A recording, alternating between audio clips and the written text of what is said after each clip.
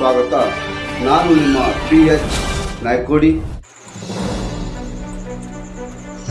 ದಿನಾಂಕ 1/9/2024 ಸೇಡಂ ತಾಲೂಕಿನ ಪ್ರವಾಸಿ ಮಂದಿರದಲ್ಲಿ ನಮ್ಮ ಕರ್ನಾಟಕ ಸೇನೆಯ ನೂತನ ತಾಲೂಕಾ ಅಧ್ಯಕ್ಷ ಹಾಗೂ ಮಹಿಳಾ ಅಧ್ಯಕ್ಷರನ್ನ ರಾಜ್ಯಾಧ್ಯಕ್ಷರಾಗಿ ಬಸವರಾಜ್ ಪಡಕೋಟೆ ಅಣ್ಣನವರ ಆದೇಶದ ಮೇರೆಗೆ ಜಿಲ್ಲಾಧ್ಯಕ್ಷರಾದ ಸುಧೀಂದ್ರ ಇಜೇರಿ ಅವರ ನೇತೃತ್ವದಲ್ಲಿ ಸೇಡಂ ತಾಲೂಕಾ ಅಧ್ಯಕ್ಷರಾಗಿ ಮೌನೇಶ್ ಬೆನಕನಹಳ್ಳಿ ಹಾಗೂ ಮಹಿಳಾ ಅಧ್ಯಕ್ಷರಾಗಿ ಭಾಗ್ಯಶ್ರೀ ಸುನೀಲ್ ಅವರನ್ನ ಆಯ್ಕೆ ಮಾಡಿದರು.